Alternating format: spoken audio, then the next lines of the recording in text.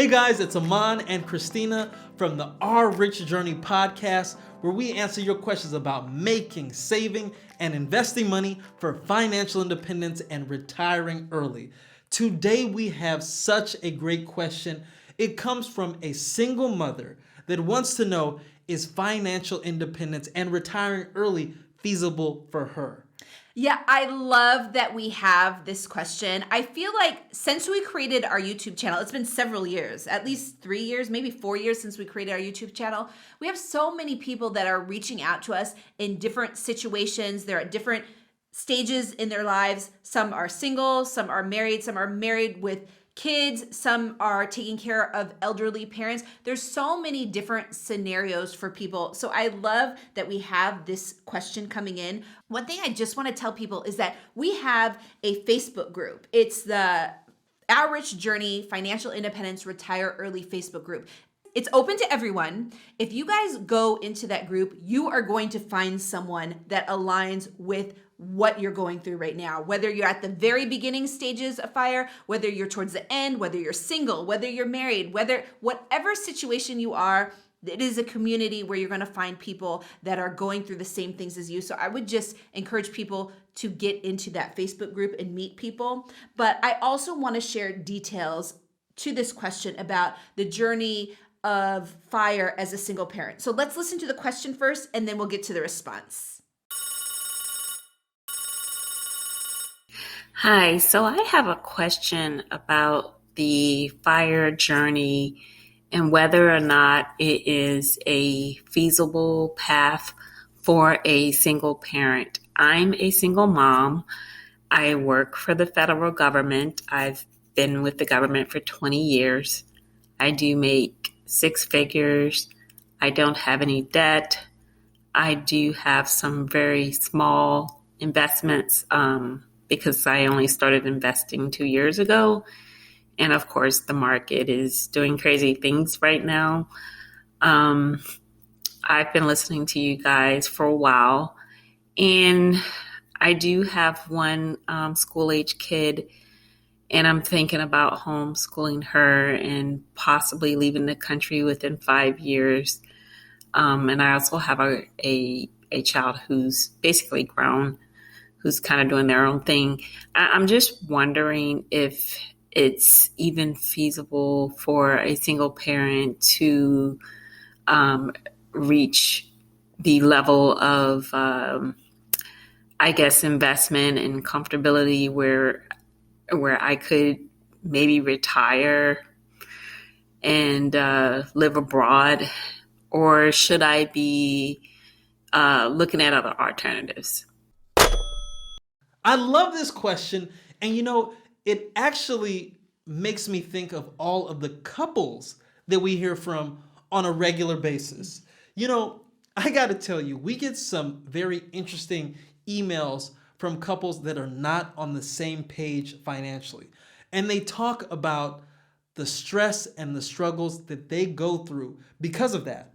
And when you're on this journey, it's so important that you are in sync with the people around you when you're pursuing this. And so imagine a couple that is, one's a spender and the other one's a saver. They could be running in place or they could be going backwards, but there's all this tension in the relationship. And I think there's this perception that couples have it easier when it comes to pursuing this journey. And in many ways, this is true because of the dual income. But from a personality standpoint, if you aren't on the same page as your spouse on this journey, there could actually be a lot more challenges. And so a single person, when they're pursuing this journey, I think what they have to keep in mind is they must look at it from all of the positives that are involved in their journey, right? Because you could easily focus on the things that maybe someone else has or someone else's situation and think it's going to be harder for me. But instead, look at your situation and see them as opportunities, right? Things that you have that other people don't have, like maybe more flexibility. She's talking about moving abroad, right? In a way, it's actually easier for someone that doesn't have a spouse that they have to drag along with them, right? She can just go. So I guess what I'm trying to say is, first, let's start off with changing our mentality about our situations, right? Right. And I think, like you said, focusing on that positive. So there's that flexibility. As a single person, you can decide how you want to invest your money. You don't have to convince someone else. You don't need to educate someone else. You don't need to handle the finances for someone else. You get to make the decisions for yourself, which I think gives you a lot more freedom. The other thing you mentioned is potentially moving abroad. Many times there will be one person in the couple that doesn't want to move abroad, that doesn't want to move anywhere. And so you have that flexibility. There's this concept called geo arbitrage, where you can potentially bring your higher income that you earn, because you said you're a 6-figure income, and you can live in a country that is a lower cost of living. Now, as a federal government employee, there are so many opportunities to live and work abroad. We did this when we were in Spain. We did this in Japan. By going to other countries, you can potentially save even more. So there's that going for you. But I do want to focus, I want to circle back to what you had mentioned, which was mindset. And I think regardless of where you are on your journey, you have to approach it with the proper mindset, because you can be a single parent and maybe you need, for example, $1 million as your FIRE number in order to reach financial independence and retire early. Maybe a couple with 3 kids, they have a $3 million FIRE number, for example. Many people, when they calculate their FIRE number, they're going to think this is a really high number. People who are couples may even say, my single friend over here has it much easier because they have lower expenses. They have a much lower FIRE number. They can do it. It's going to be harder for us, for example. It's all about how you approach the problem. Yes. It starts with mindset. That is step number 1. You have to believe that you can do it. Step number 2 is calculating the FIRE number, your FIRE number, right? Your FIRE number as an individual. And then once you have your FIRE number, you know whether or not it's feasible or not, right? You know the tweaks that you have to make. See, we don't know her FIRE number, but I can tell you from experience and from talking to so many people and walking them through their FIRE number that the FIRE number is relative to their current living situation. And you'll find that people, especially that are making the kind of income that she's making, if they are able to make some optimization tweaks in their life. And we talk about this. We talk about increasing your savings rate by making more money, by saving more money, and then taking that gap that's in the middle and investing that for FIRE. You will find that it becomes more feasible. Now, we were in a very similar situation to her as far as income, right? We were both government employees. And our FIRE number, based off of being government employees, it would have been very discouraging to look at it on the surface. But we had to figure out ways to become more resourceful because we're government employees. We have 2 kids. We have challenges, right? But we have to figure out ways to make more money, to save more money, to get to this ultimate goal. But it started with us believing we could do it, for one, identifying our FIRE number, and then all of the steps that we had to take in between to get to that number. Yes, so I will say, it sounds like you're in a situation right now where you're saying, I'm a government employee, I make 6 figures, I make good money, but I'm also a single parent, and the money that I make may not necessarily get me to financial independence and to retiring early. The solution to that is you have to make more money. And I'll tell you, the reason why I say that, I'm not trying to be harsh, is because that's the exact same thing that we had to do as a couple. As a couple, we did not have enough money to reach our FIRE number based off of our salaries alone. We also had to go out and figure out ways to make more money. And so we did real estate flipping. We invested in real estate. We used an FHA loan with 3.5% down, and we built our way into different properties to get profits from properties. But we also did smaller scale things. We were repurposing furniture. We were creating new pieces of furniture. We were reselling things that we'd find at the Aziz store at IKEA. We were doing so many different creative things because we understood that we needed to make more money in order to reach FIRE. And most people that are pursuing FIRE, they're going to have to make more money. I totally agree with you, Christina. And I don't think that it sounds harsh that you're telling people to make more money, right? That is something that we should all be, aspiring to do, is to make more money in one way or another.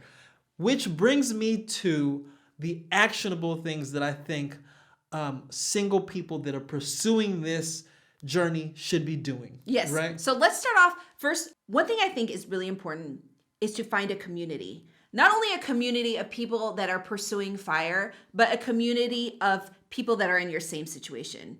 Single parents that have these tools and tricks and tips for pursuing FIRE as a single parent. I think that's really important to surround yourself with that type of energy.